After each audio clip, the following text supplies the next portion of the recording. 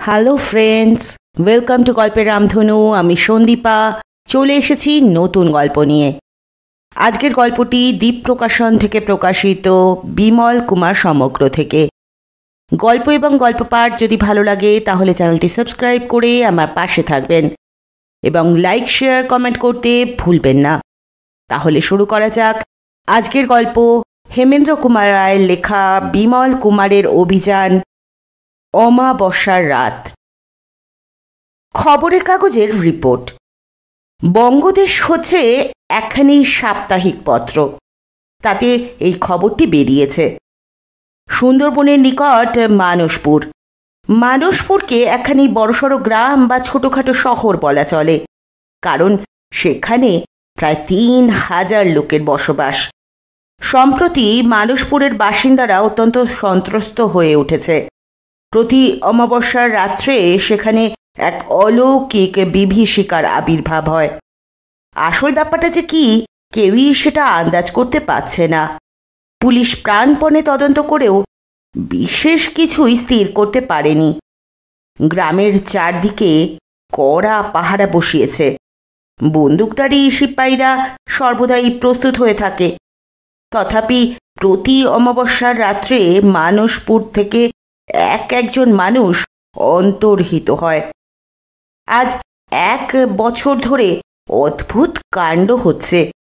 গত ১২টা অমাবস্যার রাত্রে ১২ জন লোক অদৃশ্য হয়েছে। প্রতি দুর্ঘটনার রাত্রেই একটা আশ্চর্য বিষয় লক্ষ্য করা গেছে।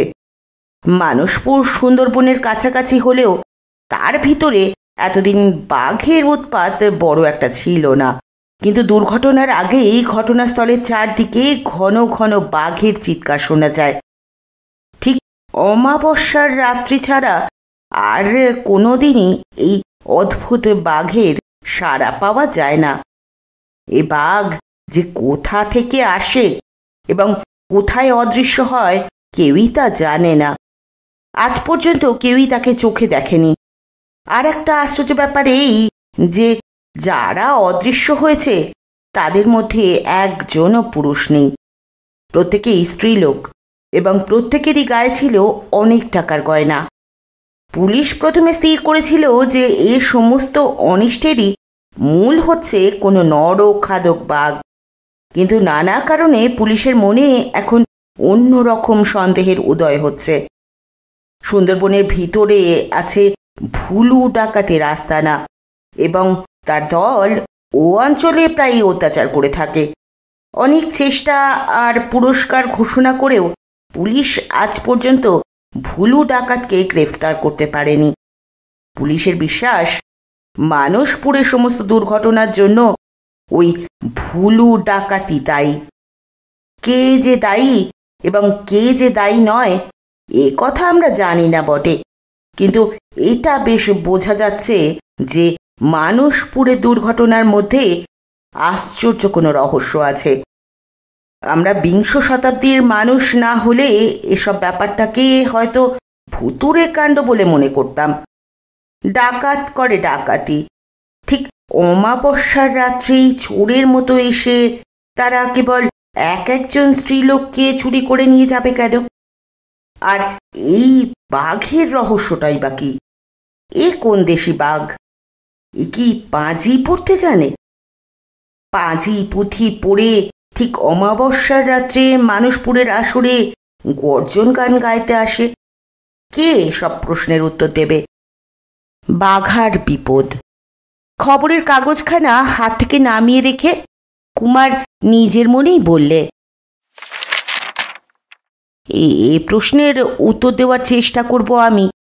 বঙ্গদেশের রিপোর্টার ঠিক আন্দাজ করেছেন, এর মধ্যে নিশ্চয়ই কোনো রহস্য আছে। হ্যাঁ, আশ্চর্য কোনো রহস্য। উপরি উপরি ১২টা মেয়ে অদৃশ্য, অমাবস্যার রাত, অদ্ভুত বাঘের আবির্ভাব আর অন্তর্ধান, তার উপর আবার ভুলু ডাকাতের দল। কারোর সঙ্গে কারোর কোনো সম্পর্ক বোঝা যাচ্ছে না। সমস্তই যেন অস্বাভাবিক কাণ্ড। এই সময়ে বিমল যদি কাছে থাকতো, কিন্তু আজ ৭-৮ দিন ধরে রামহরিকে নিয়ে সে যে কোথায় ডুব মেরে আছে শিবের বাবাও বোধহয় তা জানেন না।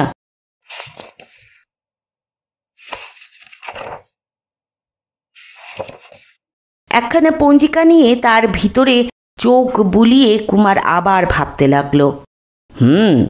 পরশু আবার অমাবস্যার রাত আসবে। মানসপুর থেকে হয়তো আবার এক অভাগী নারী অদৃশ্য হবে। আমার যে এখনই সেখানে উড়ে যেতে ইচ্ছে হচ্ছে। এমন একটা অ্যাডভেঞ্চারের সুযোগ তো ছেড়ে দিলে চলবে না। বিমলের কপাল খারাপ, তাই নিজের দোষেই এবারে সে ফাঁকে পড়ল। আমি কি করব? বাঘা, বাঘা। বাঘা তখন ঘরের এক কোণে বসে এক পাল মাছির সঙ্গে ভীষণ যুদ্ধ করছিল। মাছিদের ইচ্ছা বাঘার গায়ের ওপরে তারা মনের আনন্দে খেলা করে বেড়ায়, কিন্তু তার দেহটা যে মাছিদের বেড়াবার জায়গা হবে এটা ভাবতেও বাঘা রাগে পাগল হয়ে উঠেছিল।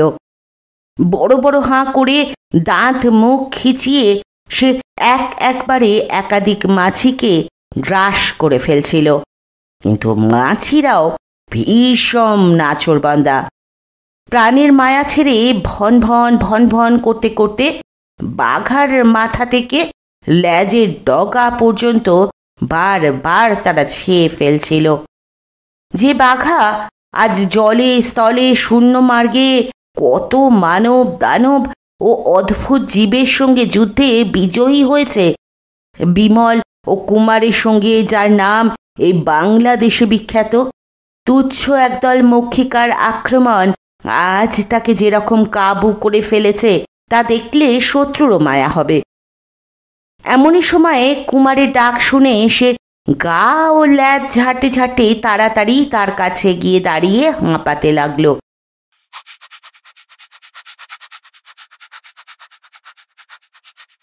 কুমার বললে, বাছা বাঘা, বিমলও নেই, রামহরিও নেই, খালি তুমি আর আমি। অমাবস্যার রাত, বাঘের গর্জন, ডাকাতের দল, মানুষের পর মানুষ অদৃশ্য। শুনে তোমার ভয় হচ্ছে? বাঘা কান খাড়া করে মনিবের সব কথা মন দিয়ে শুনলে। কি বুঝলে জানি না, কিন্তু বললে, বাঘা, এ বড় যেসে ব্যাঘ্র নয়, বুঝেছ? এ তোমার চেয়েও চালাক। এ তিথি নক্ষত্র বিচার করে কাজ করে। এর সঙ্গে আমরা পাল্লা দিতে পারবো কি? তার উপরে আছে ভুলু ডাকাতের দল। পুলিশও তাদের কাছে হার মেনেছে। খালি তোমাকে আর আমাকে তারা গ্রাহ্য করবে কি? বলেই বাঘা টপ করে মুখ ফিরিয়ে ল্যাজের ডগা থেকে একটা মাছিকে ধরে গপ করে গিলে ফেললে। একখানা খাম ও চিঠির কাগজ বার করে কুমার লিখতে বসল। ভাই বিমল, একবার এক জায়গা থেকে দলে দলে মানুষ অন্তর্হিত হচ্ছিল শুনে সে ব্যাপারটা আমরা দেখতে গিয়েছিলাম, কিন্তু সেই কৌতূহলের ফলে বন্দি হয়ে আমাদের যেতে হয়েছিল পৃথিবী ছেড়ে মঙ্গল গ্রহে। এবারেও মানসপুরে মানুষের পর মানুষ, কিন্তু কেবল স্ত্রীলোক অদৃশ্য হচ্ছে। শুনেই আমার চড়ুকে পিঠ আবার সরসর করছে। আমি আর বাঘা তাই ঘটনাস্থলে চললুম। জানি না এবারেও আমাদের আবার পৃথিবী ছাড়তে হবে কিনা। খবরের কাগজের রিপোর্টও এই খামের ভিতরে দিলুম। এটা পড়লেই তুমি বুঝতে পারবে কেন আমি তোমাদের জন্য অপেক্ষা করতে পারলুম না। আসছে পরশু অমাবস্যা। আজ যাত্রা না করলে যথাসময়ে মানসপুরে গিয়ে পৌঁছতে পারবো না। বিমল, তোমার জন্য আমার দুঃখ হচ্ছে। এবারের অ্যাডভেঞ্চারে তুমি বেচারি ফাঁকে পড়ে গেলে। কি আর করবে বলো?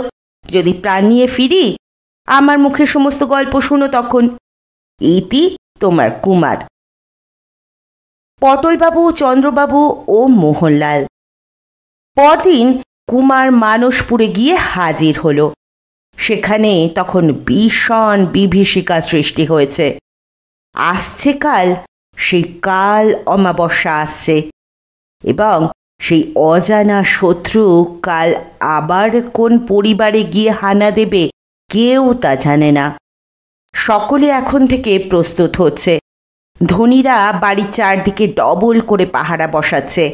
সাধারণ গৃহস্থদের কেউ কেউ বাড়ির মেয়েদের গ্রামান্তরে পাঠিয়ে দিচ্ছে, কারণ এই অদ্ভুত শত্রুর দৃষ্টি কেবল মেয়েদের দিকেই।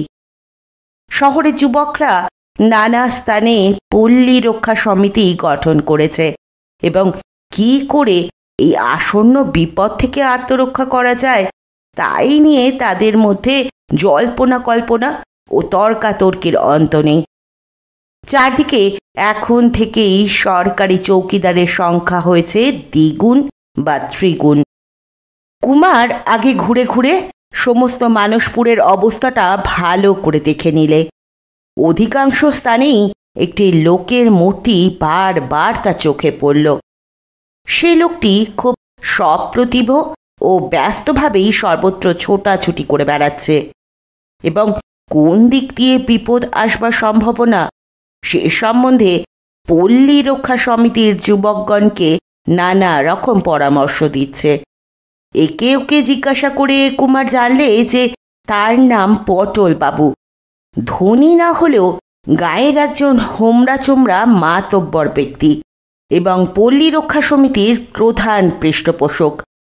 কিন্তু পটলবাবুর চোখে কুমার এমন একটি বিশেষত্ব আবিষ্কার করল যা সে আর কোনো মানুষের চোখে দেখেনি। পটলবাবুর গায়ের রং মোষের মতো কালো, তার দেহখানি লম্বায় খুব খাটো, কিন্তু আরে বেজায় চওড়া, মাথায় ইস্পাতের মতো চকচকে টাক, কিন্তু ঠোঁটের ওপরে ও গালে জানোয়ারের মতো বড় বড় চুল, যেন তিনি বিপুল দাড়ি গোফের দ্বারা মাথার কেশের অভাবটা পূরণ করে নিতে চান। কিন্তু পটলবাবুর চেহারার মধ্যে আসল দ্রষ্টব্য হচ্ছে তার দুই চোখ। পটলবাবুর হাত পা খুব নড়ছে, তার মুখ অনবরত কথা কইছে, কিন্তু তার চোখ দুটো ঠিক যেন মরা মানুষের চোখ। শ্মশানের চিতার আগুনের ভিতর একটা মরা যেন দানয়ে পেয়ে জ্যান্ত পৃথিবীর পানে মিট মিট করে তাকিয়ে দেখছে। পটলবাবুর চোখ দেখে এমনি একটা ভাবি কুমারের মনকে নাড়া দিতে লাগল। চারদিকে দেখে শুনে কুমার মানসপুর থানার ইন্সপেক্টর চন্দ্রবাবুর সন্ধানে চলল। কলকাতাতেই সে খবর পেয়েছিল যে চন্দ্রবাবুর জ্যেষ্ঠ পুত্র অশোকের সঙ্গে স্কুলে ও কলেজে সে একসঙ্গে অনেক কাল ধরে পড়াশোনা করেছিল। অশোক এখন কলকাতায়, কিন্তু এখানে আসবার আগে সে বুদ্ধি করে অশোকের কাছ থেকে চন্দ্রবাবুর নামে নিজের একখানি পরিচয়পত্র আনতে ভোলেনি, কারণ সে বুঝেছিল যে মানসপুরের রহস্য সমাধান করতে হলে চন্দ্রবাবুর কাছ থেকেই সবচেয়ে বেশি সাহায্য পাওয়ার সম্ভাবনা। থানায় গিয়ে সে নিজের পরিচয়পত্রখানি ভিতরে পাঠিয়ে দিলে অল্পক্ষণ পরেই তার ডাক এলো। চন্দ্রবাবু তখন টেবিলের সামনে বসে খবরের কাগজ পড়ছিলেন। তার বয়স হবে 55, বেশ লম্বা চওড়া বলিষ্ঠ গৌরবর্ণ মূর্তি, মুখখানি হাসিতে উজ্জ্বল, দেখলে পুরাতন পুলিশ কর্মচারী বলে মনে হয় না। কুমারকে দেখেই চন্দ্রবাবু তাড়াতাড়ি উঠে দাঁড়িয়ে হাত বাড়িয়ে তার একখানি হাত ধরে বললেন, তুমি অশোকের বন্ধু কুমার? এই বয়সে তুমি এত নাম কিনেছ? তোমার আর তোমার বন্ধু বিমলের অদ্ভুত সাহস আর বীরত্বের কথা শুনে আমি তোমাদের গোঁড়া ভক্ত হয়ে পড়েছি। এসো এসো, ভালো করে বসো। ওরে চা নিয়ে আয় রে। কুমার আসন গ্রহণ করলে পরে চন্দ্রবাবু বললেন, তারপর হঠাৎ এখানে কি মনে করে? নতুন অ্যাডভেঞ্চারের গন্ধ পেয়েছ বুঝি? কুমার হাসতে হাসতে বলে, আগে হ্যাঁ। চন্দ্রবাবু গম্ভীর হয়ে বললেন, ব্যাপারটা বড়ই রহস্যময়, বড়ই আশ্চর্য। জীবনে এমন সমস্যায় কখনো পড়িনি। কে বা কারা এরকমভাবে মেয়ে চুরি করে নিয়ে যাচ্ছে? বাঘ না ভুলু ডাকাতের দল? সবাই সাবধান হয়ে আছে, চারদিকে কড়া পাহারা। তার ভিতর থেকেই 12টি মেয়ে চুরি গেল, অথচ চোর ধরা পড়া দূরের কথা, তার টিকিটই পর্যন্ত কারো চোখে পড়ল না। এও কি সম্ভব? ব্যাপারটা যেরকম দাঁড়িয়েছে আমার চাকরি বুঝি আর টেকে না। আসছে কাল অমাবস্যা, আমিও সেজন্য যতটা সম্ভব প্রস্তুত হয়ে আছি। কাল একবার শেষ চেষ্টা করে দেখব, কিন্তু কালও যদি চোর ধরতে না পারি তাহলে আমার কপালে কি আছে জানি না। উপরওয়ালারাও নিশ্চয়ই ভাববেন আমি একটি প্রকাণ্ড অপদার্থ। কুমার শুধলে, অমাবস্যার রাত্রে ঠিক কোন সময় মেয়ে চুরি যায় তার কি কিছু স্থিরতা আছে? চন্দ্রবাবু বললেন, এ ব্যাপারে সবটাই আজগুবি। বিংশ শতাব্দীর এই সভ্য বাঘটি শুধু পাঁজি পুঁথি পড়তেই শেখেনি, কাঁটায় কাঁটায় ঘড়ি ধরে কাজ করতেও শিখেছে। প্রতিবারই ঠিক রাত দুপুরের সময় তার প্রথম চিৎকার শোনা যায়। কিন্তু এই বাঘটা কি সত্যি আসল বাঘ না? সবাইকে ভয় দেখিয়ে কাজ হাসিল করবার জন্য কোনো হরবোলা মানুষ অবিকল বাঘের ডাক নকল করে? সে সন্দেহ করবারও কোনো উপায় নেই।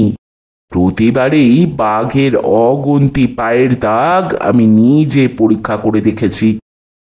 কুমারের চা এলো। চা পান করতে করতে নীরবে সে ভাবতে লাগলো।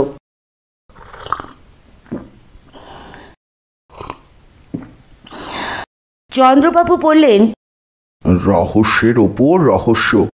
আজ দিন কয় হলো মানসপুরে কে একজন অচেনা লোক এসে বাসা বেঁধেছে।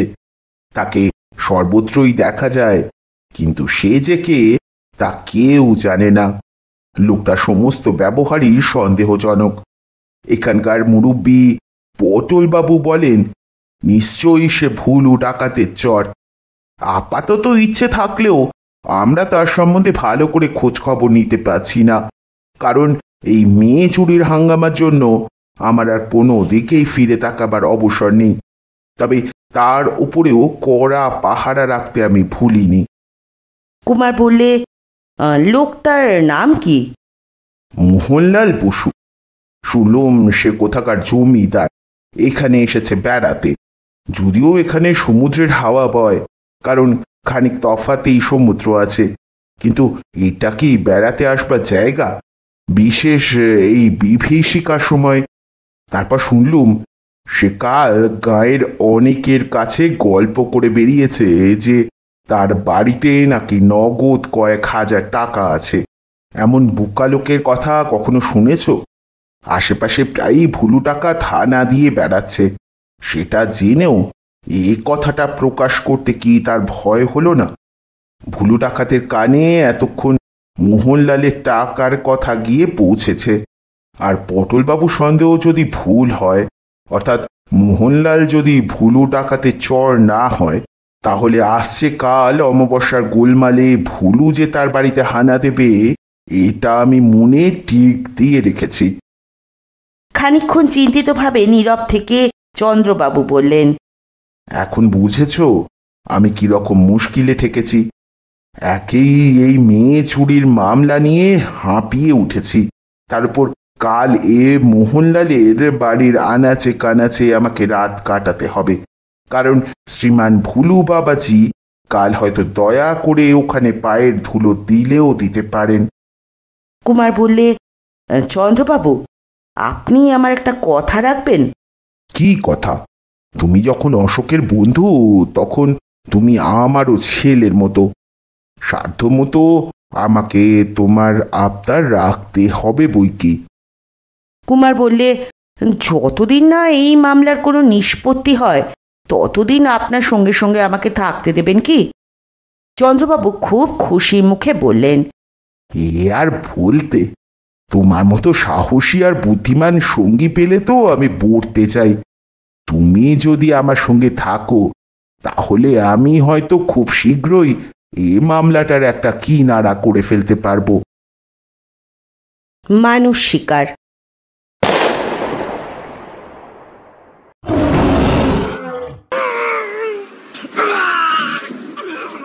বাঘের ডাক আর মানুষের আর্তনাদ থামতে না থামতেই সারি সারি লণ্ঠনের ও বিজলি মশালের আলোতে চারদিকে অন্ধকার যেন খণ্ড খণ্ড হয়ে গেল।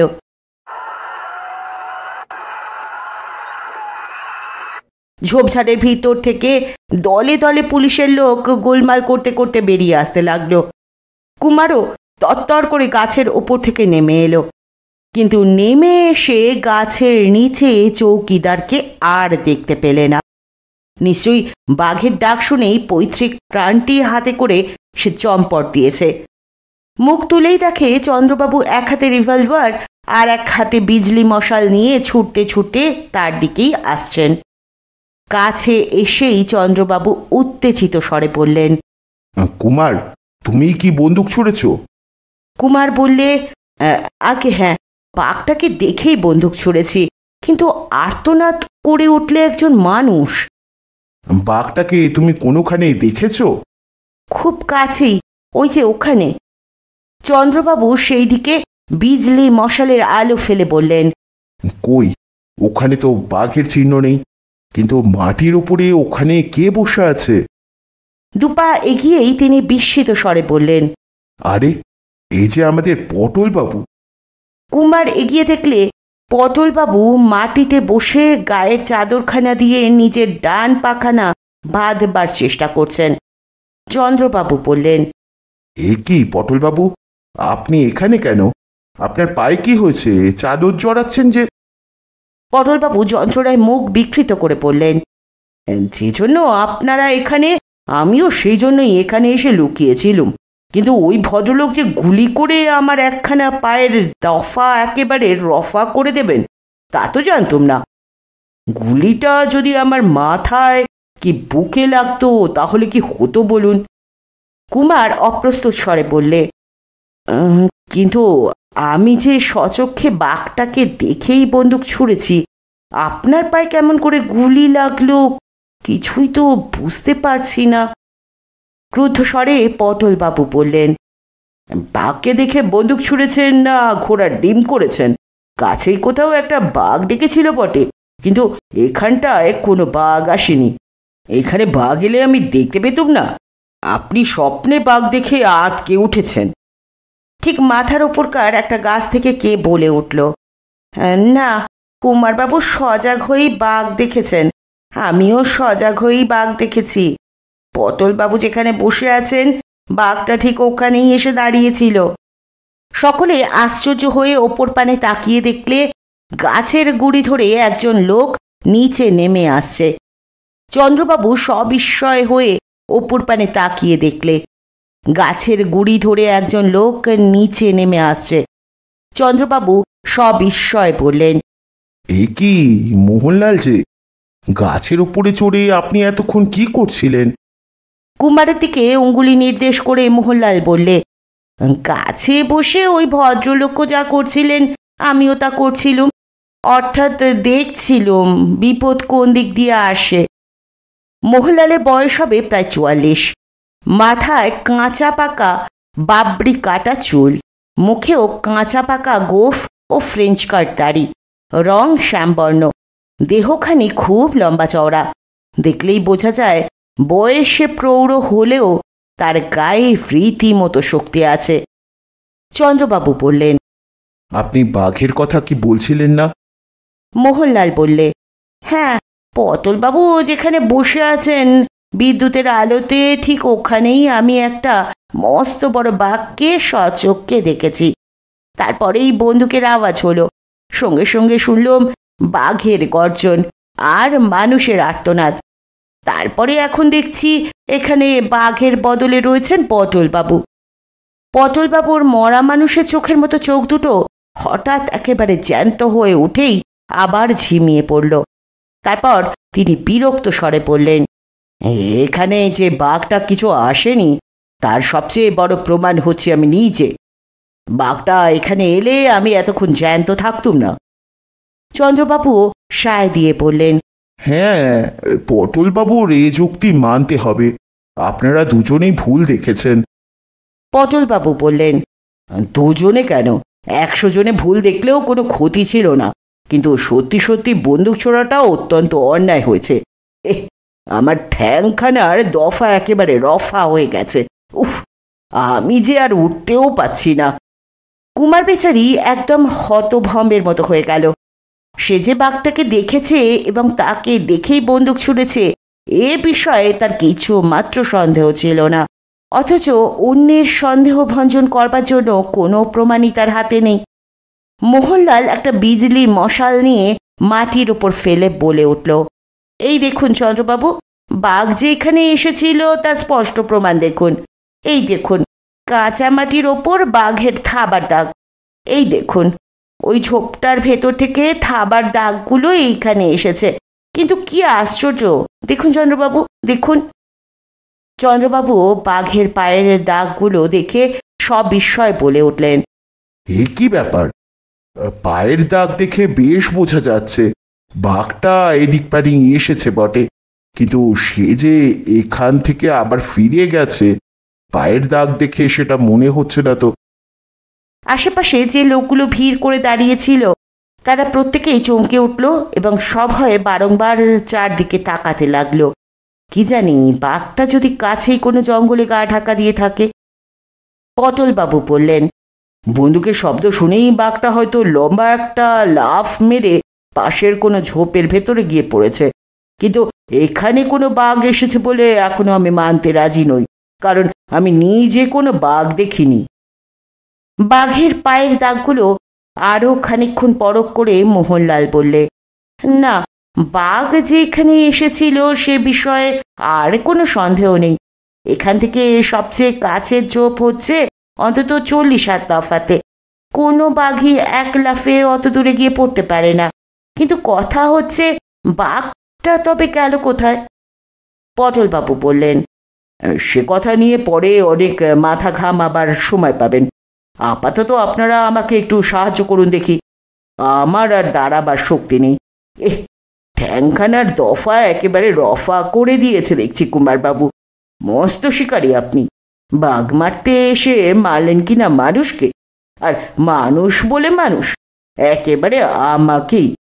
লজ্জায় অনুতাপে কুমার মাথা না হেঁট করে পারল না। মোহনলাল কোনো দিকেই না চেয়ে আপন মনে তখনও বাঘের দাগগুলো পরীক্ষা করতেই ব্যস্ত ছিল। পটলবাবু টিটকিরি দিয়ে পড়লেন, বাঘের পা থেকে ধুলোয় দাগ হয় বটে, কিন্তু সে দাগ থেকে আর মস্ত বাঘ জন্মায় না মোহনলাল বাবু, মিছেই সময় নষ্ট করছেন। মোহনলাল মাথা না তুলেই বললে, আমার যেন মনে হচ্ছে এই বাঘের পায়ের ভেতর থেকেই আসল বাঘ আমাদের কাছে ধরা দেবে।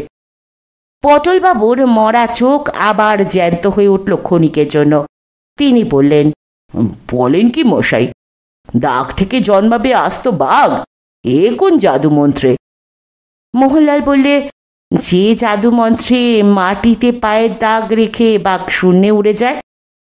চন্দ্রবাবু বললেন, কথা কাটাকাটি করে লাভ নেই, চলুন পটলবাবু, আপনি জখম হয়েছেন, আপনাকে আমরা বাড়িতে পৌঁছে দিয়ে আসি। ঠিক সেই মুহূর্তে দূর থেকে সুতীক্ষ্ণ ফুটবল বাঁশির আওয়াজ শোনা গেল। চন্দ্রবাবু সচমুখে বলে উঠলেন, আমার গুপ্তচরের বাঁশি, সবাই ঝোপের ভেতরে লুকিয়ে পড়ো, সবাই ঝোপের ভেতরে লুকিয়ে পড়ো, শিগগির আলো নিভিয়ে দাও। কুমার শুধলে, ব্যাপার কি চন্দ্রবাবু, এ বাঁশির আওয়াজের মানে কি? চন্দ্রবাবু বললেন, আমার গুপ্তচর বাঁশির সংকেতে জানিয়ে দিলে যে ভুলু ডাকাতের দল এই দিকেই আসছে। তারা আসছে নিশ্চয়ই মোহনলাল বাবুর বাড়ি লুট করতে, কিন্তু মোহনলাল বাবু কোথায় গেলেন? পটলবাবুই বা কোথায়? মোহনলাল ও পটলবাবু একেবারে অদৃশ্য। কুমার বললে, বোধহয় ভুলু ডাকাতের নাম শুনেই ভয় তারা চম্পট দিয়েছেন। তাই হবে, এসো কুমার, আমরাও ওই ঝোপটার ভেতরে গিয়ে অদৃশ্য হই। বলেই কুমারের হাত ধরে টেনে চন্দ্রবাবু পাশেই একটা জঙ্গলের মধ্যে প্রবেশ করলেন। বিপদের ওপর বিপদ। ঠিক সেই সময় আকাশের অন্ধকার মেঘগুলো যেন ছ্যাঁদা হয়ে গেল। ঝুপঝুপ করে মুষলধারে বৃষ্টি ঝরে নিরানন্দের মাত্রা যেন পূর্ণ করে তুললে। চন্দ্রবাবু বললেন, কুমার, তোমার বন্ধুকে টোটা পুড়ে নাও, এবার আর বাঘ নয়, হয়তো আমাদের মানুষ শিকারি করতে হবে। কুমার বললে, সে অভ্যাস আমার আছে, এর আগেও আমাকে মানুষ স্বীকার করতে হয়েছে। কালো কালো হাত, সে কি বৃষ্টি! ফোঁটা ফোঁটা করে নয়, অন্ধকার শূন্যের ভিতর থেকে যেন এক বিরাট প্রপাত হুড় হুড় করে জল ঢালছে আর ঢালছে। চন্দ্রবাবুর সঙ্গে কুমার যে ঝোপটার ভিতর গিয়ে আশ্রয় নিলে সেটা ছিল ঢালু জমির ওপরে। অল্পক্ষণ পরেই তাদের প্রায় কোমর পর্যন্ত ডুবিয়ে দিয়ে কলকল আওয়াজে জলধারা ছুটতে লাগলো। চন্দ্রবাবু বিরক্ত কণ্ঠে বললেন, কপাল যাদের নেহাত পোড়া তারাই পুলিশে চাকরি নেয়। শ্যাল কুকুররাও আজ বাইরে নেই, আমরা তাদেরও অধম। কুমার তড়াক করে এক লাফ মেরে বললে, কি মুশকিল! সাপের মতো কি একটা আমার গায়ের ওপর দিয়ে স্যাঁত করে চলে গেল। খুব সাবধান কুমার, বর্ষাকালে সুন্দরবনে সাপের বড় উৎপাত। একটা ছোবল মারলেই ভবলীলা একেবারে সাঙ্গ। দেখো দেখো, ওই দেখো, মাঝে মাঝে ইলেকট্রিক টর্চ জ্বালিয়ে কারা যেন এই দিকেই আসছে। নিশ্চয়ই ভুলু ডাকাতের দল। কুমার বললে, ভুলু ডাকাতকে আপনি কখনো দেখেছেন? কেউ কোনোদিন তাকে দেখেনি। সে নিজে দলের সঙ্গে থাকে না, দলের সঙ্গে থাকে কালু সর্দার। সে ভুলুর হুকুম মতো দলকে চালিয়ে নিয়ে বেড়ায়। কালু সর্দারকে আমি দেখেছি, সে যেন এক মাংসের পাহাড়। মানুষের দেহ যে তেমন বিপুল হতে পারে না দেখলে আমি তা বিশ্বাস করতুম না। কালুর গায়ে জোরও তেমনি। শুনেছি সে নাকি শুধু হাতে এক আছাড়ে একটা বাঘকে বধ করেছিল। একবার সে পুলিশের হাতে ধরা পড়ে, কিন্তু রাত্রিবেলায় হাজত ঘরের দেওয়াল থেকে আস্ত জানলা উপড়ে ফেলে সে চম্পট দেয়। চন্দ্রবাবুর কথা শুনতে শুনতে কুমার দেখতে লাগলো 40-50 হাত তফাৎ দিয়ে ডাকাতের দল ধীরে ধীরে অগ্রসর হচ্ছে। তাদের কাউকে দেখা যাচ্ছে না বটে, কিন্তু বিজলি মশালগুলোর আলো দেখে বেশ বোঝা যাচ্ছিল তাদের গতি কোন দিকে। চন্দ্রবাবু বললেন, দু একটা আশ্চর্য রহস্যের কোনো কিনারাই আমি করতে পারছি না। ভুলু ডাকাতের দল ডাকাতি করতে বেরোয় কেবল অমাবস্যা রাত্রে, আর যে অঞ্চলেই তার দল ডাকাতি করতে চায় সেখানেই বাঘের বিষম অত্যাচার হয়। বাঘের সঙ্গে ষড়যন্ত্র করেই তারা যেন ডাকাতি করতে চায়। একবার একজন সাহেব গোয়েন্দা ভুলুকে ধরতে এসেছিল, কিন্তু শেষটা বাঘের কবলেই তার প্রাণ যায়। লোকের মুখে শুনি বাঘই নাকি ভুলুর ইষ্ট দেবতা। রোজ সে বাঘ পুজো করে। বাঘ পুজো? হ্যাঁ, সুন্দরবনে এটা কিছু নতুন কথা নয়। অনেকেই এখানে বাঘকে পুজো করে। দেখুন দেখুন, ডাকাতের দল অন্যদিকে যাচ্ছে। ওদিকে এই মোহনলালের বাসায় যাওয়ার পথ। ওরা যে মোহনলালের বাসার দিকেই যাবে সেটা আমি আগেই আন্দাজ করেছিলাম। পটলবাবুর সন্দেহ ভুল। মোহনলাল যদি ভুলুর দলের লোক হতো তাহলে ডাকাতরা কখনোই তার বাড়ি লুট করতে আসতো না। কুমার বললে, এখন আপনি কি করবেন? পকেট থেকে একটা বাঁশি বের করে চন্দ্রবাবু বললেন, এইবারে আমি বাঁশি বাজাবো। ডাকাতরা জানে না ওরা আজ কি ফাঁদে পা দিয়েছে। আমি বাঁশি বাজালেই আমার দলের লোকেরা ওদের ঘেরাও করে ফেলবে। কুমার, প্রস্তুত হও। চন্দ্রবাবু বাঁশি বাজাতে উদ্যত হলেন। সেই মুহূর্তেই তীব্র স্বরে একটা ফুটবল বাঁশি বেজে উঠল, কিন্তু সে চন্দ্রবাবুর বাঁশি নয়। ডাকাতদের বিজলি মশালগুলো এক পলকে নিভে গেল। চন্দ্রবাবু এক লাফে ঝোপের বাইরে এসে বললেন, ও বাঁশি কে বাজালে? ডাকাতদের কে সাবধান করে দিলে? বলতে বলতে তিনিও বাঁশিতে ফু দিলেন, একবার, দুবার, তিনবার।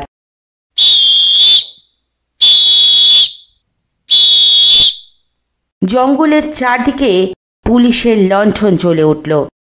চারদিকে ঝোপঝাড় থেকে দলে দলে পুলিশের লোক বেরিয়ে এলো। তাদের কারুর হাতে বন্দুক, কারুর হাতে লাঠি। চন্দ্রবাবু চিৎকার করে পড়লেন, ডাকাতরা পালাচ্ছে, ওদের আক্রমণ করো। ওইদিকে শিগগির। চন্দ্রবাবু ও কুমার রিভলভার ও বন্দুক ছুটতে ছুটতে ডাকাতরা যেদিকে ছিল সেদিকে ছুটতে লাগলেন। কিন্তু যথাস্থানে উপস্থিত হয়ে চন্দ্রবাবু ডাকাতদের কারো টিকিটি পর্যন্ত দেখতে পেলেন না। দারুণ বৃষ্টিতে মাটির ওপর দিয়ে যেমন বন্যা ছুটছে, এলোমেলো ঝোড়ো হাওয়ায় বন জঙ্গল উশৃঙ্খলভাবে দুলছে। বিজলি মশালের সীমানার বাইরে অন্ধকার জমাট বেঁধে রয়েছে।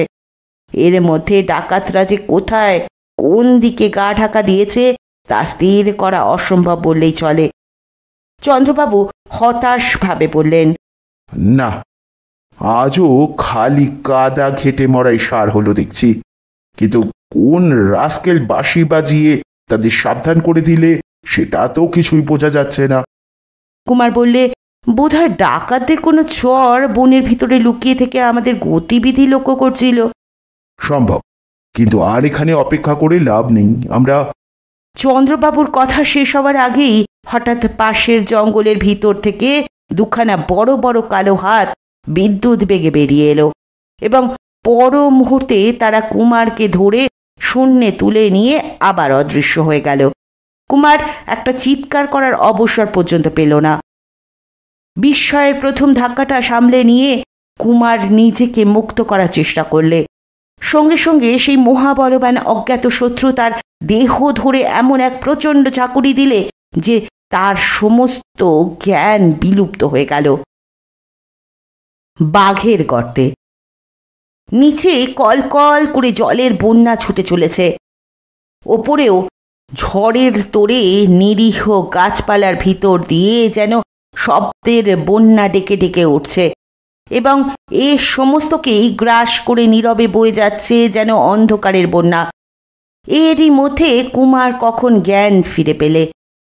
অনুভবে বুঝলে তার দেহটা দুমড়ে কার কাঁধের ওপরে পড়ে রয়েছে। সে একটু নড়বার চেষ্টা করতেই একখানা লোহার মতো শক্ত হাতে তাকে টিপে ধরে কে কর্কশ স্বরে বললে, চুপ! ছটপট করলেই টুটি টিপে মেরে ফেলবো। তার হাতের চাপেই কুমারের কোমরটা বিষম ব্যথায় টনটনিয়ে উঠল। ভীমের মতো গায়ের জোর। কে এই ব্যক্তি? কাঁধে করে কোথায় তাকে নিয়ে যাচ্ছে? কুমারের ইচ্ছা হলো তার মুখখানা একবার দেখে নেয়, কিন্তু যা ঘুটঘুটে অন্ধকার। পায়ের শব্দে বুঝলে তার আশেপাশে আরো অনেক লোক আছে। কে এরা? ভুলু ডাকাতের দল? কিন্তু এত লোক থাকতে এরা তাকে বন্দি করলে কেন? তাকে নিয়ে এরা কি করতে চায়? অন্ধকারের ভিতর থেকে কে বললে, বাপরে বাপ, এত অন্ধকার তো কখনো দেখিনি। পথ চলা যে দায় হয়ে উঠল। আলো জ্বালবো নাকি? যে তাকে বই নিয়ে যাচ্ছিল সে বললে, খবরদার নিষে, আলো জ্বালবার নাম মুখেও আনিস নেই। পুলিশের লোক যদি পিছু নিয়ে থাকে তাহলে আলো জ্বাললেই ধরা পড়বি। তার উপর এই ছোকরাকে আমি আমার মুখ দেখাতে চাই না। আর একজন বললে, ওকে মুখই বা দেখাবে কেন? আর অমন করে বইই বা মরছো কেন? দাও না এক আছাড়ে সাবার করে। ভোঁদা বেটার বাপ ছেলে ঠিকই নাম রেখেছিল। ভোঁদা নইলে অমন বুদ্ধি হয়? ওরে গাধা, আমি কি শখ করে ছোকরাটাকে ঘাড়ে করে বয়ে পড়ছি? ওকে নিয়ে গিয়ে তোমার কি লাভ হবে? ওরে বেটা ভোঁদা, তোর চেয়ে ভোঁদরও চালাক দেখছি। এ ছোকরাটাকে নিয়ে কি করব এতক্ষণে তা বুঝিসনি? শোন তবে, আপাতত এ ছোড়া আমাদের আড্ডায় বন্দি থাকবে। আসছে অমাবস্যায় ডাকাতি করতে বেরোবার আগে মা কালীর সামনে একে বলি দেব। মা বোধহয় আমাদের ওপর রেগেছেন। তিনি মুখ ফিরিয়েছেন বলেই এ যাত্রা আমাদের কাদা ঘেটে মরাই সার হলো। এমন তো কখনো হয় না। মা নিশ্চয়ই নর বলি চান।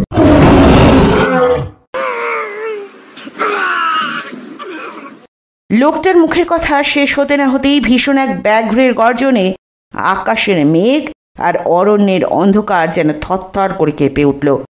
সঙ্গে সঙ্গে মানুষের তীক্ষ্ণ আর্তনাদ, বারবার 3 বার। তারপরে এই সব চুপচাপ। মহা আতঙ্কে কম্পিত কণ্ঠেকে বললে, সর্দার, বাঘ? না, আমাদের মা বাঘাই চণ্ডী। বললাম তো, মায়ের খিদে পেয়েছে, মা নরও বলি চান। তোরা তো মাকে খেতে দিলি নে, মা তাই নিজেই খিদে মেটাতে এসেছেন। কিন্তু মা যে আমাদেরই কাকে ধরে নিয়ে গেলেন, কি রকম মা? নিজের পেটে ছেলেকে পেটে পুরবেন? খিদের সময় আত্মপর জ্ঞান থাকে না রে ভোঁদা, আত্মপর জ্ঞান থাকে না। আর কেই বা মায়ের ছেলে নয়, মা তো জগৎ জননী, সবাই তো মায়ের ছেলে। কুমার চুপ করে সব কথা শুনে যাচ্ছিল। নিজের পরিণামের কথাও শুনলে বলির পশুর মতো তাকে মরতে হবে। তার মনটা যে খুব খুশি হয়ে উঠল না, সে কথা বলাই বাহুল্য।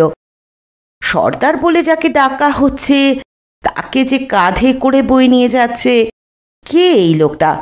এ কি ভুলু ডাকাত, না তার প্রধান অনুচর কালু সর্দার? বিমলের কথা তার মনে হলো। সে এখন কলকাতায়, তার বন্ধু যে আজ মরণের পথে এগিয়ে চলেছে এই কথাও সে জানেও না। কুমারের মনে এখন অনুতাপ হতে লাগল। কেন সে বিমলের জন্য অপেক্ষা করেনি? কেন সে একলা এই বিপদের রাজ্যে এলো? বিমল যদি আজ এখানে থাকতো, তাহলে নিশ্চয়ই সে প্রাণপণে তাকে উদ্ধার করবার চেষ্টা করত, আর খুব সম্ভব তাকে উদ্ধার করতে পারত। হয়তো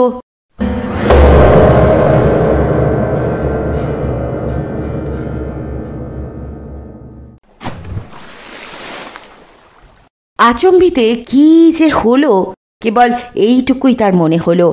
অন্ধকারের ভিতর দিয়ে হুশ করে সে নিচের দিকে নেমে গেল। তারপরে ছপাং করে একটা শব্দ।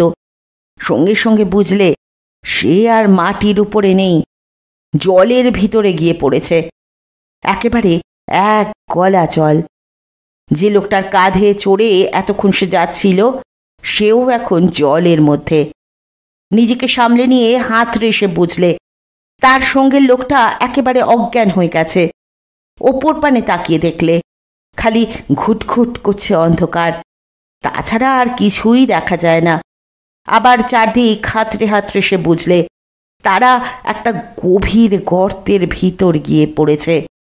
সুন্দরবনের বাসিন্দারা বাঘ ধরবার জন্য বনের মাঝে মাঝে গর্ত খুঁড়ে গর্তের মুখটা ঘাস পাতা গাছপালা দিয়ে ঢেকে রাখে। এটা নিশ্চয়ই সেই রকম কোনো গর্ত। কুমার কান পেতে শুনতে লাগল। ডাকাতের কোনো সারা শব্দ নেই। তাদের সর্দার যে মা বাঘাইচণ্ডীর বলি নিয়ে গর্তের মধ্যে কুপোকাত, এ কথা নিশ্চয়ই তারা বুঝতে পারেনি। অন্ধকারে অন্ধ হয়ে নিশ্চয়ই তারা এগিয়ে গিয়েছে। কিন্তু একটু পরেই তো তারা নিজেদের ভ্রম বুঝতে পারবে। তখন আবার তারা সদল বলে ফিরে আসবে। যদি পালাতে হয় তো এই হচ্ছে পালাবার সময়। কিন্তু চারদিককার দেওয়ালে হাত বুলিয়ে কুমার বুঝলে দেওয়াল খাড়াভাবে ওপরে উঠেছে। সাপ আর টিকটিকি না হলে তা বেয়ে ওপরে ওঠা অসম্ভব। সে হতাশ হয়ে পড়ল। হঠাৎ ওপরে কার দ্রুত পায়ের শব্দ হলো। মাত্র একজনের পায়ের শব্দ। কে? ডাকাতরা কি আবার ফিরে এলো? কিন্তু তারা এলে তো দল বেঁধে ফিরে আসবে। তবে কি এ পুলিশের চর? ডাকাতদের পিছু নিয়েছে? যা থাকে কপালে, এই ভেবে কুমার চেঁচিয়ে ডাকলে, কে যায়? আমি গর্তের ভিতরে পড়ে গেছি, আমাকে বাঁচাও। কোনো জবাব নেই। কিন্তু হঠাৎ কুমারের মুখের ওপর কি একটা এসে পড়ল, ঠিক একটা সাপের মতো। কুমার সভয়ে চমকে উঠল, কিন্তু তারপরেই বুঝলে ওপর থেকে গর্তের ভিতরে একগোছা মোটা দড়ি ঝুলছে। কুমার বিস্মিত হওয়ারও অবকাশ পেলে না। তাড়াতাড়ি দড়ি গাছা চেপে ধরতেই ওপর থেকে কে তাকে টেনে তুলতে লাগলো। পাতাল ছেড়ে পৃথিবীর ওপরে এসে দড়ি ছেড়ে দাঁড়িয়ে উঠে কুমার উল্লাসিত কণ্ঠে বললে, কে তুমি ভাই? আমাকে জমের মুখ থেকে বাঁচালে। কাউকে দেখা গেল না, খালি অন্ধকার। কোনো জবাব এলো না, খালি শোনা গেল কার দ্রুত পায়ের শব্দ। কে যেন সেখান থেকে চলে গেল, যেন ভৌতিক কাণ্ড। কে অজ্ঞাত ব্যক্তি? কেন সে তার সঙ্গে কথা কইলে না? কেন সে পরিচয় দিলে না? কেন সে তাকে বাঁচিয়ে এমন করে চলে গেল? এ কি আশ্চর্য রহস্য! খানিক তফাৎ থেকে অনেক লোকের গলার আওয়াজ শোনা যেতে লাগলো। ডাকাতরা ফিরে আসছে। তারা বুঝতে পেরেছে সর্দার আর তাদের দলে নেই। কুমার বেগে অন্যদিকে দৌড় দিলে। পটলবাবুর বাড়ি। অমাবস্যার রাতে সেই রোমাঞ্চকর অ্যাডভেঞ্চারের পর কুমারের গায়ের ব্যথা মরতে গেল 1 সপ্তাহেরও বেশি। সেদিন সকালবেলায় থানার সামনের মাঠে পায়চারি করতে করতে কুমার নানান কথা ভাবছিল। নানান ভাবনার মধ্যে তার সবচেয়ে বড় ভাবনা হচ্ছে বাঘের গর্তের ভিতর থেকে যে তাকে সেদিন উদ্ধার করলে কে সেই ব্যক্তি। নিশ্চয়ই সে ডাকাতদের দলের কেউ নয়। গায়ের ভিতরেও কুমারের এমন কোনো বন্ধু নেই একমাত্র চন্দ্রবাবু ছাড়া, তার জন্য যার এতটা মাথা ব্যথা হবে। এই রহস্যময় ব্যক্তি তার প্রাণ রক্ষা করলে, অথচ তাকে দেখাই বা দিলে না কেন? সে রাতের সব ব্যাপারের সঙ্গেই গভীর রহস্যের যোগ আছে। সচক্ষে বাঘ দেখলে, বন্দুক ছুড়লে, অথচ জখম হলেন পটলবাবু।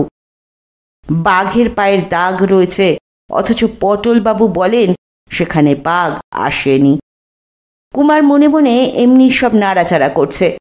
এমন সময় দেখতে পেলে পথ দিয়ে হনহন করে এগিয়ে চলেছে মোহনলাল। মোহনলালও তাকে দেখতে পেয়ে থমকে দাঁড়িয়ে পড়ে বললে, এই দেখুন কুমারবাবু, নমস্কার।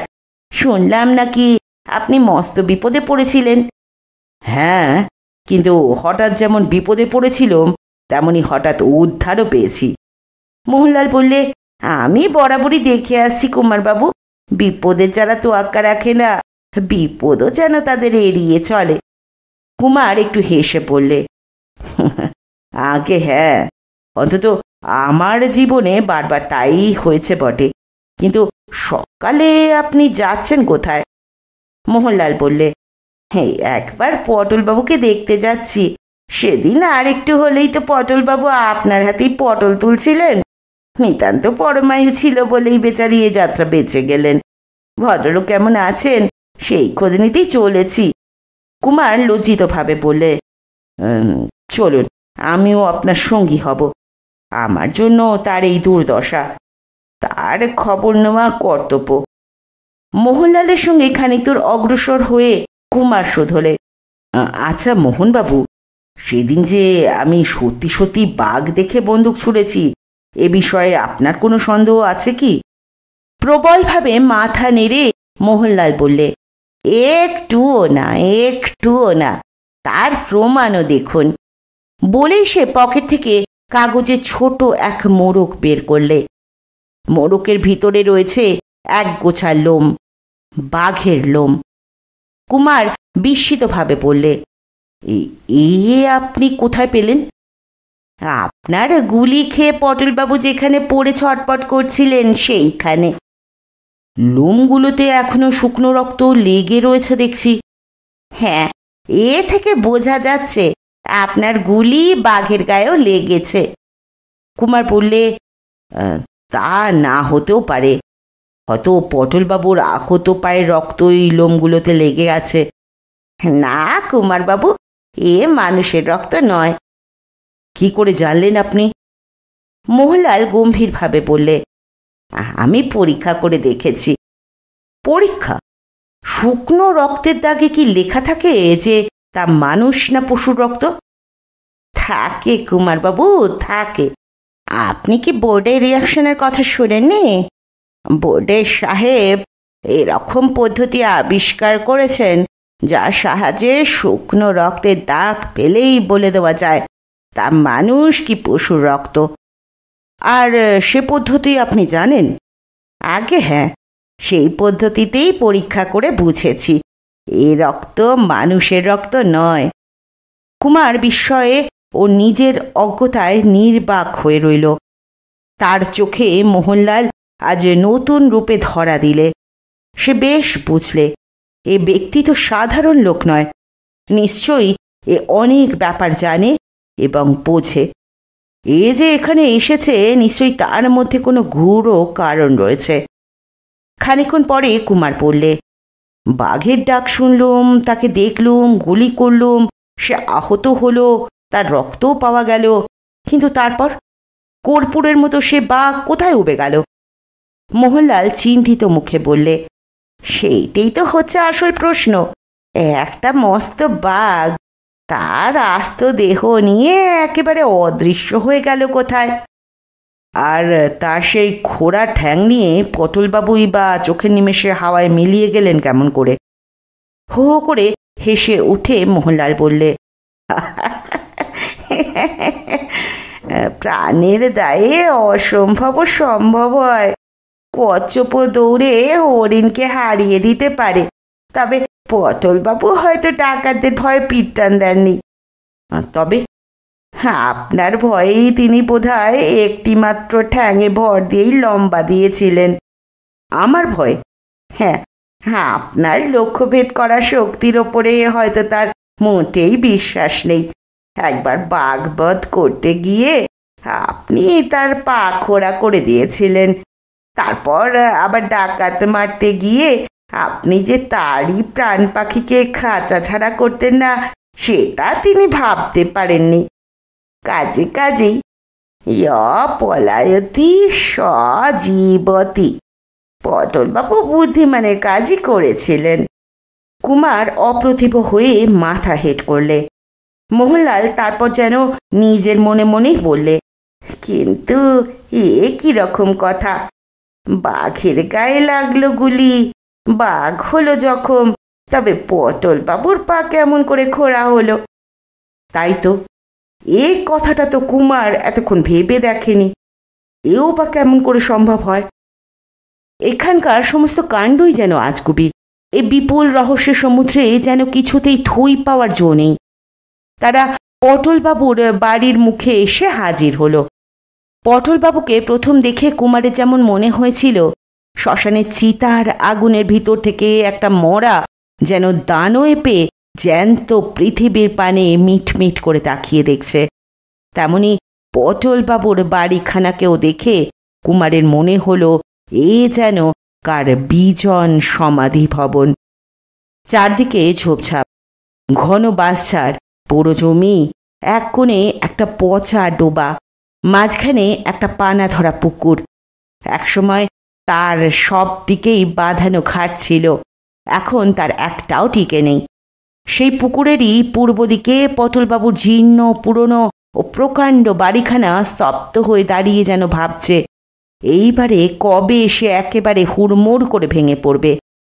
এ বাড়িকে কেবল বাড়ি বললেই ঠিক বলা হবে না, একে অট্টালিকা বলাই ভালো।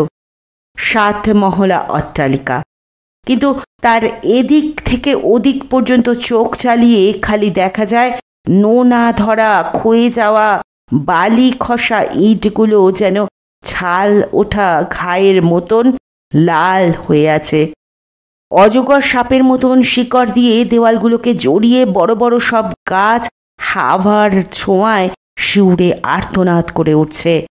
এক একটা গাছ এত বড় যে তার ডাল বেয়ে 8-10 জন মানুষ উঠলেও তারা নুয়ে পড়বে না। কুমার সব বিস্ময়ে বললে, এ তো বাড়ি নয়, এ যে শহর। পটলবাবুর পূর্বপুরুষরা নিশ্চয়ই খুব ধনী ছিলেন। মোহনলাল বললে, জানি না, তবে এইটুকু জানি যে এ বাড়ি পটলবাবুর পূর্বপুরুষের নয়। পটলবাবু এ গায়ে এসে বাসা বেঁধেছেন মোটে 3 বছর। এই পুরো বাড়ি আর জমি তিনি জলের দরে কিনে নিয়েছেন। বাড়িখানাকে কিনে এর এমন অবস্থা করে রেখেছেন কেন? এত বড় বাড়ি মেরামত করাতে গেলেও কত হাজার টাকা দরকার তা কি বুঝতে পারছেন না? বাড়িখানার একটা মহলই পটলবাবুর পক্ষে যথেষ্ট।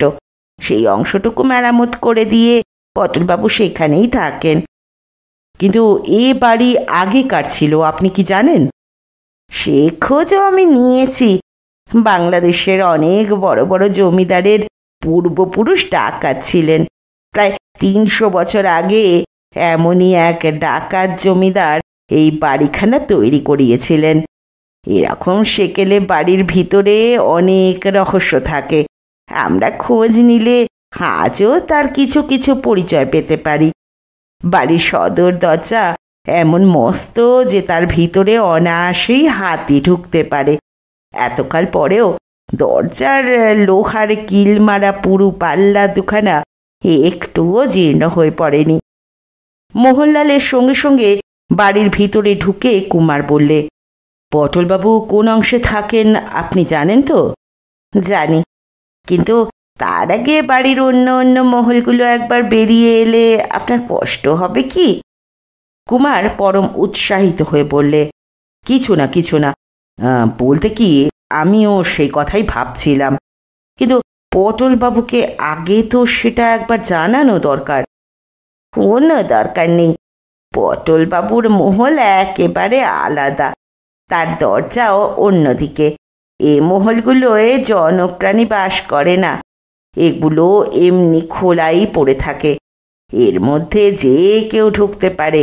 কত শেয়াল কুকুর সাপ যে এর ভেতরে বাসা বেঁধে আছে কে তা বলতে পারে। একে একে তারা ৩-৪টে মহল পার হলো। বাড়ির ভিতরের অবস্থাও তথৈবচ। বড় বড় উঠোন, দালান, চক মিলানো ঘর, কারুকাজ করা খিলান, কার্নিস, থাম ও দরজা, কিন্তু বহুকালের অযত্নে আর কোথাও কোনো স্ত্রী নেই। ঘরে ঘরে বাদুড় দুলছে, চামচিকে উঠছে, কোলা ব্যাং লাফাচ্ছে। পথ দিয়ে চলতে গেলে জংলা গাছপালা হাঁটু পর্যন্ত ঢাকা দেয়। ঘুমন্ত সাপ জেগে রেগে ফোঁস করে ওঠে। তফাতে তফাতে পলাতক জানোয়ারদের দ্রুত পদশব্দ শোনা যায়। মাঝে মাঝে সব অলি গলি সুড়িপথ, তাদের ভিতরে কোষ্টি পাথরের মতো জমাট বাঁধা খুটখুটে অন্ধকার। কুমারের বারবার মনে হতে লাগলো সেই সব অন্ধকারের মধ্যে থেকে থেকে যেন ভীষণ সব চোখের আগুন জ্বলে উঠছে। সে হিংসুক ক্ষুদিত দৃষ্টিগুলো যেন মানুষের রক্তপান করবার জন্য দিবারাত্র সেখানে জাগ্রত হয়ে আছে। আর সে কি স্তব্ধতা! সে স্তব্ধতাকে যেন হাত বাড়িয়ে স্পর্শ করা যায়। হঠাৎ কুমার বলে উঠল, দেখুন মোহনবাবু, মাটির দিকে চেয়ে দেখুন। মাটির পানে তাকিয়েই একটি লাফ মেরে মোহনলাল বলে উঠল, হ্যাঁ হ্যাঁ, আমি কি চোখের মাথা খেয়েছি যে এটা দেখতে না পেয়ে বোকার মতো এগিয়ে চলেছি? হ্যাঁ, ভাগ্যিস আপনি দেখতে পেলেন। বলেই সে আগ্রহ ভরে মাটির ওপর হেঁট হয়ে পড়ল। মাটির ওপর দিয়ে বরাবর এগিয়ে চলেছে বাঘের বড় বড় থাবার চিহ্ন। সেই পায়ের দাগ ধরে অগ্রসর হয়ে মোহনলাল আর কুমার গিয়ে দাঁড়ালো একটা সুড়ি পথের সামনে। সেখানে আবার নতুন ও পুরাতন অসংখ্য পায়ের দাগ। দেখলেই বেশ বোঝা যায় ব্যাঘ্র মহাশয় সেখানে প্রায়ই বেড়াতে আসেন। মোহনলাল বললে, পটলবাবুর এই রাজপ্রাসাদে যে এত বেশি বাঘের আনাগোনা, গায়ের কেউ তো সে খবর জানে না। চিড়িয়াখানার বাঘের ঘরেই যেরকম দুর্গন্ধ হয়, সুড়িপথের গাঢ় অন্ধকারের ভিতর থেকে ঠিক সেই রকম একটা বিশ্রী বোটকা গন্ধ বাইরে বেরিয়ে আসছে। মোহনলাল একবার সেই ভয়াবহ সুড়িপথের ভিতর দিকে দৃষ্টিপাত করলে, তারপর ফিরে কুমারের দিকে তাকিয়ে বললে, কুমারবাবু, এর ভিতরে ঢুকবার সাহস আপনার আছে? কুমার তার ছেলের হাসি হেসে বললে, পরীক্ষা করে দেখতে পারেন? তাহলে আমার সঙ্গে আসুন। বলেই মোহনলাল বিনা দ্বিধায় সেই অন্ধকারে অদৃশ্য বিপদ ও রহস্যপূর্ণ সুড়িপথের ভিতরে প্রবেশ করল এবং তার সঙ্গে সঙ্গে এগুলো কুমার, অটল পদে, নির্ভীক প্রাণে। শুনছিলেন হেমেন্দ্র কুমার রায়ের লেখা বিমল কুমার অভিযানের অমাবস্যার রাতের প্রথম পর্ব। খুব তাড়াতাড়ি ফিরব অসমাপ্ত গল্পটিকে সমাপ্ত করতে। ততক্ষণ পর্যন্ত সকলে ভালো থাকবেন, সুস্থ থাকবেন, পাশে থাকবেন। নমস্কার।